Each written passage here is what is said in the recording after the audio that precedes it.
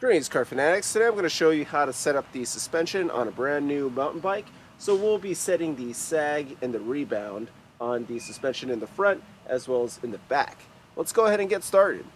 So let's start by setting the front suspension. What we're going to do is put it on the softest setting because we don't want this to interfere with our setting when we set the sag. And then there's a damper screw at the bottom over here, and we want to set the rebound to the minimum setting. The next thing we're going to do is take a zip tie and we're going to put it around the stanchion, and as we get on the bike we're going to measure the amount of sag, and this is going to tell us how far we've gone. So you want to take the zip tie and you want to actually put it on backwards so it doesn't stay in place. That way you can easily remove it. Just going to push it over here, and as the suspension moves it's going to show us basically how far it went. Now before you start to set your sag, you want to understand where you should actually set it. So this right here is a 130 millimeter travel front suspension, and I am supposed to set the sag at around 20%. So 20% of 130 millimeters is 26 millimeters, which is just over 1 inch. So we should have the sag land somewhere up right here. Alright, so to set the suspension sag, you can use your rear brakes, but don't use your front because that's going to interfere with how much travel you get out of the front. Simply sit on the bike. And so what you want to do now is mimic a more aggressive riding position. I'm going to put my weight over the front bars, and this is just going to simulate me riding a bit more aggressively. And even in these situations, you want to set that negative travel, that sag, because you want to make sure that if you hit a bump or something like that, that the suspension actually has enough negative travel. So let's get off the bike here carefully and figure out where our sag is. So looking at our sag, it's about 1 inch. Now I could probably adjust it a little bit more, but this is pretty good. Let me show you how you can take some pressure out as well as add pressure. You take off this cap here, and now I can access the pressure valve. And then, depending on whether you need more or less pressure, you would connect the suspension pump to the valve. Screw that on over here. Alright, so looking at the pressure here, it's set at about 80 psi. Now if you wanted to get more sag, you can press this button over here on your suspension pump, and that's going to let out some of the air. And conversely, if you need more pressure, you can just start pumping it up. But because we have the sag set here to the right level, let's go ahead and just take this off. Alright, now we're going to set the rebound of the front suspension. And what the rebound is basically how fast does the suspension return to its original position. So I have it set to the least amount of rebound.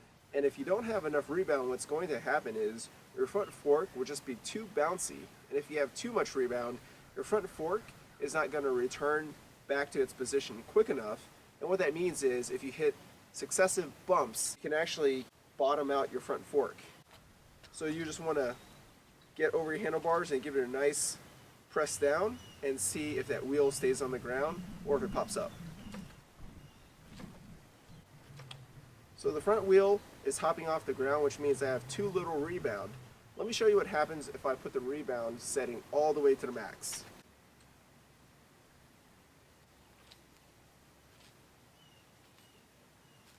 You see how slow that responds?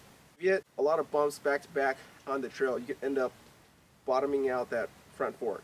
So now that we're set at the max, let's go ahead and just take away some of the rebound and find that nice sweet spot. So you probably want to do maybe 2 clicks at a time.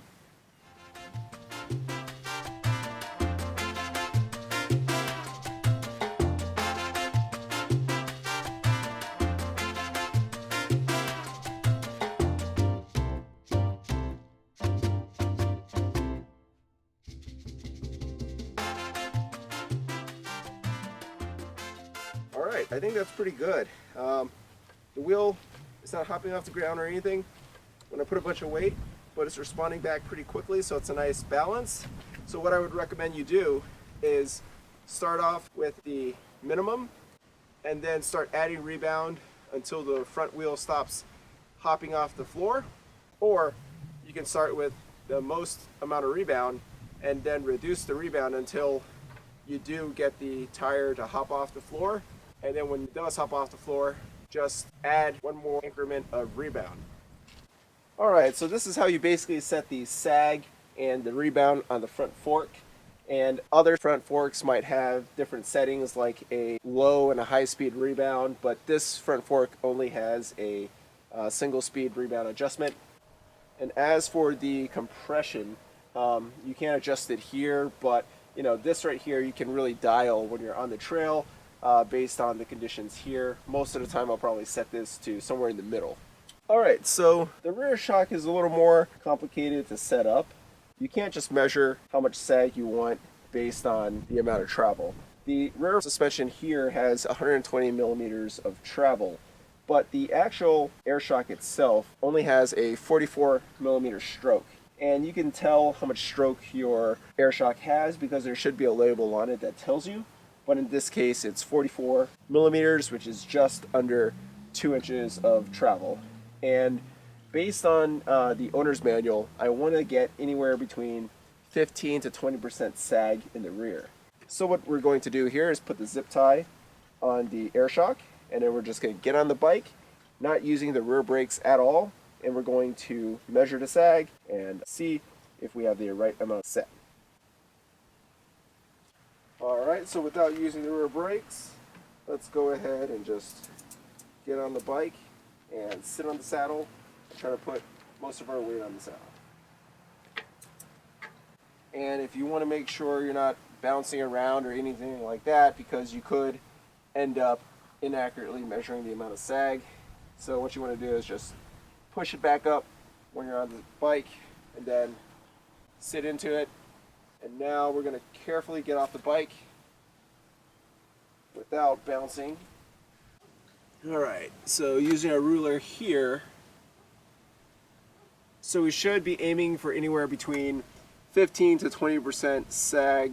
So on 44 millimeters, 20% would be 8.8 millimeters and 15% would be 6.6 millimeters. And wow, we're actually at about 10 millimeters.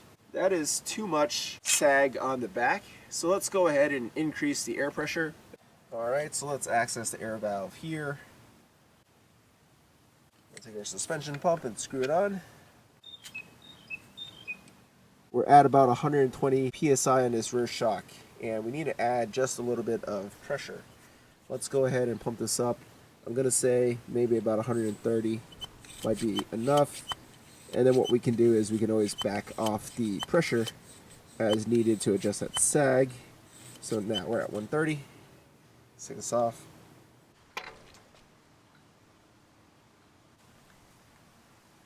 And that's right around 8 millimeters-ish. So we have our rear shock set accordingly. And then of course you can always tailor it to your feel, but it feels pretty good. And finally, we're going to set the rebound on the rear suspension. And what we're going to do is ride the bike. We're going to jump off a few things, and then we're going to dial in the rebound to make sure we have a nice, supple landing, and at the same time, not a lot of bounciness. So I have the suspension right now set to the minimum level of rebound, so it's going to be kind of bouncy. And let's go ahead and just do a few jumps and fine tune it.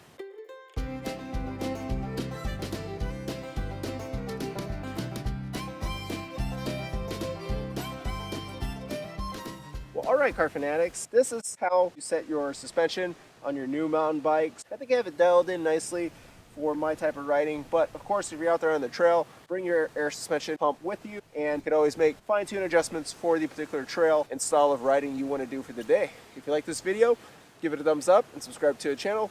Leave any comments or questions below, and be sure to hit the bell notification icon so you're notified each time I upload a new video. Thanks for watching.